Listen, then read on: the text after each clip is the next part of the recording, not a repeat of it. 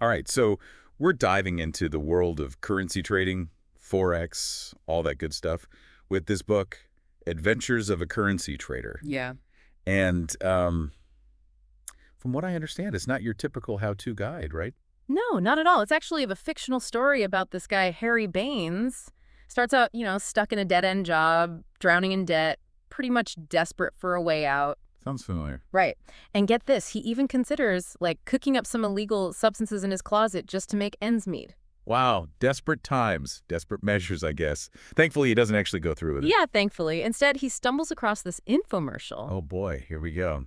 Those late-night infomercials always promising the moon. Exactly. This one's called Amazing Forex, and it basically claims to be the golden ticket to financial freedom. And Harry buys it hook, line, and sinker. Totally. I mean, who wouldn't be tempted, right? He's Yeah. that desperate for a change. He even has his assistant install the trading software on his work computer. Risky move. Talk about workplace shenanigans. No kidding. He's sneaking in trades during his lunch break, practically sweating bullets every time his boss walks by. I can just picture it. The suspense. Yeah. But I'm guessing this is where the beginner's luck kicks in. Oh, yeah.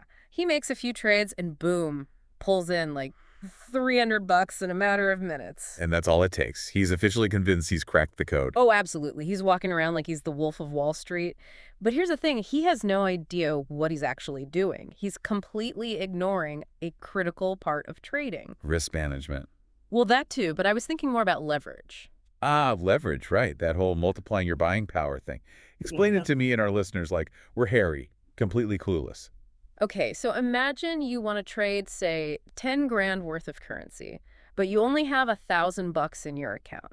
Leverage, let's say it's 10 to 1 in this case, allows you to control that $10,000 position with your 1,000. So you're basically borrowing money to trade with, magnifying both your profits and losses. Exactly. And that's where things can get really dangerous really fast, especially for someone like Harry, who's riding high on those early wins and throwing caution to the wind. Which in this case involves using his wife's credit card to fuel his trading habit. You guessed it. Not exactly a recipe for domestic bliss or financial success. And this is where it all starts to unravel. Oh, yeah. This is a major turning point in the book. He ends up getting fired from his job. Ouch. Because of the trading? No, actually, it had nothing to do with that. It's just life. Things happen. But instead of taking a step back, maybe reassess his situation, Harry doubles down on his trading. Trying to win it all back, I imagine. Exactly. But remember, he's still clueless about risk management, letting his emotions drive his decisions. A recipe for disaster, for sure. And that's where the dreaded margin call comes into play. Right, precisely. Remember we talked about leverage? Well, when your losses start piling up and you don't have enough money in your account to cover them, your broker issues a margin call. So they're basically saying, hey, you owe us money, pay up or else. Exactly. And it's a terrifying experience for any trader, but especially for someone like Harry, who's in way over his head. It's a harsh wake-up call, to say the least. And for Harry, it's the beginning of a whole spiral. He ends up blowing through his severance pay, trying to chase those losses. So he's officially hit rock bottom. Pretty much. But this is where things start to get interesting. He stumbles into this guy, Craig, at, of all places, get this, a debtor's support group. Only Harry. Okay, so Craig, Craig turns out to be this, seasoned trader. He's been there, done that, seen it all. So he sees something in Harry, despite, the whole financial meltdown situation. Yeah, like a diamond in the rough, maybe? I don't know about that. But he takes Harry under his wing, starts showing him the ropes, teaching him that trading isn't about, get-rich-quick schemes or following some magic formula. More about discipline, strategy, all that good stuff. Absolutely. And one of the biggest lessons Craig hammers home is this: don't trade on emotion. Easier said than done, right?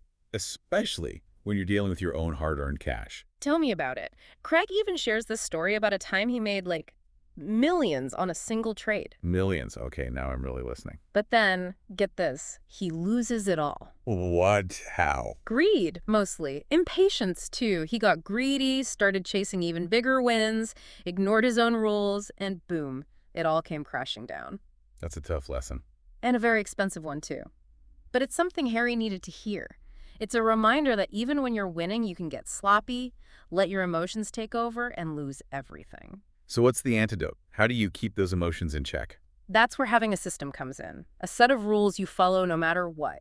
It takes the emotion out of it, you see. Okay, so it's like having a trading plan and sticking to it, even when your gut is telling you to do something else. Exactly. And that's something Harry really struggles with at first. Because it goes against that initial excitement, that rush of making a quick buck. Exactly. But Craig introduces him to this whole concept of backtesting. Backtesting. I've heard of that, but explain it like I'm 5. So imagine you have this time machine, and you can go back and see how a particular trading strategy would perform in the past. That's essentially what backtesting is. You're testing a strategy using historical data, like a simulation. Precisely. It helps you see if a strategy actually works, if it holds up across different market conditions. And that's where this colorful character, Winnipeg George, comes in. Winnipeg George. Oh, yeah. He's this, spreadsheet wizard, a total numbers geek. I think I'd get along with him. Oh, yeah. You and him would be best friends. Anyway, Winnipeg teaches Harry how to break down trading strategies into, quantifiable data points. So instead of relying on intuition or gut feelings. He's all about the data. Gotcha. So Winnipeg is like the Yoda of spreadsheets to Harry's Luke Skywalker. Exactly. And this whole mentorship thing starts to really click for Harry. He's starting to see the Matrix, right? Totally. And this newfound clarity leads him to this interesting observation. He notices all these experienced traders making some big bets against the euro. Betting against the euro. Yeah, which seemed counterintuitive at the time, given what was happening in the markets. So he's thinking something's up. Like, what do they know that he doesn't? Exactly. And this is where another fascinating character enters the picture, Harvey Weinstein. No, not that Harvey Weinstein, right? No, not that one. This Harvey Weinstein is a legend in the trading world. Okay, so who is this mysterious Harvey? Mm. And what kind of wisdom does he drop? Well, he's like this guru who understands the big picture of global economics, Like how all the pieces of the puzzle fit together. Interest rates, politics, commodities. Yep, exactly. He teaches Harry that it's not just about reading charts, it's about connecting the dots, understanding the forces that drive these currencies. Because currencies don't just magically go up and down, right? Yeah, right.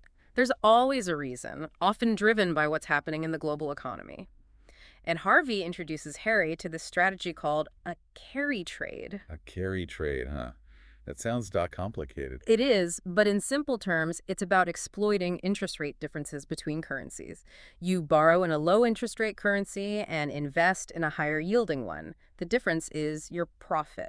So you're like playing the spread between interest rates. Exactly. But, of course, there are risks involved. Harvey stresses that it's not a guaranteed win. Nothing ever is in trading, right? There's always risk. Yeah. So where does Harry go from there? I'm guessing this new strategy doesn't go exactly according to plan. It wouldn't be a very exciting story if everything went smoothly, right? Right.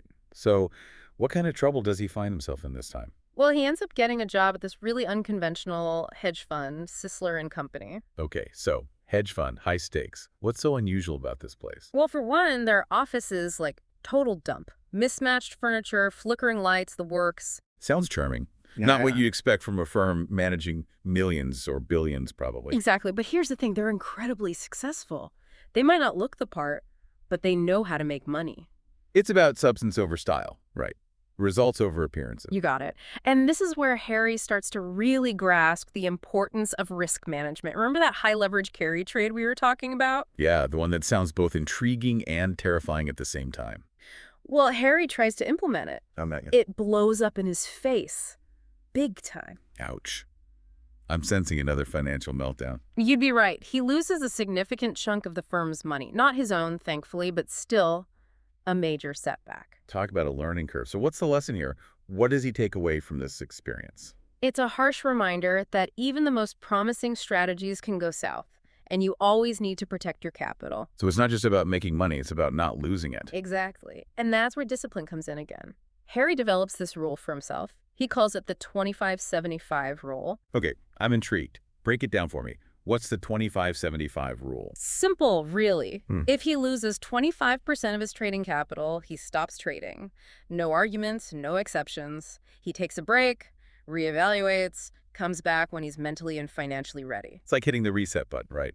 A forced timeout to avoid making rash decisions. Exactly. It's about recognizing that trading is as much a mental game as a financial one. Mastering your emotions, controlling those impulses.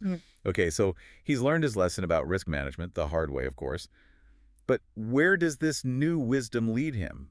Back to U.S. National Bank. Not exactly. He does end up back there, but it's not what you think. He bumps into Harvey Weinstein again, remember him? Oh yeah, the trading legend, the guy who understands the bigger picture. Exactly. And this time, Harvey really challenges him. He's like, look, you've been chasing money, trying to prove yourself, but true success isn't about any of that. It's about finding your own path, your own trading style, that kind of thing. Yeah, something like that.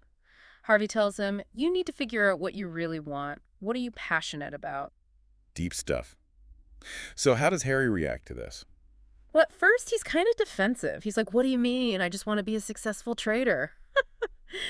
But Harvey's not buying it. He's like, there's more to it than that, kid. So he's pushing Harry to look inward, to find a deeper meaning behind the trades. Exactly. He even calls Harry out on his past mistakes, specifically that whole stealing money from his old job thing. Ouch, that's got to sting. Yeah, but it's what Harry needed to hear. Harvey's basically saying, you can be better than this. You need to be better than this. So is this a turning point for Harry? It really is. He finally starts to own up to his mistakes, admits that he was so caught up in getting rich quick that he lost sight of what really mattered. Honesty and self-awareness, good qualities in any trader, right? Absolutely. And Harvey sees that. He sees that Harry's ready to change, to become a better version of himself. So what happens next? Does Harvey offer him a job? Not quite a job. It's more like an opportunity.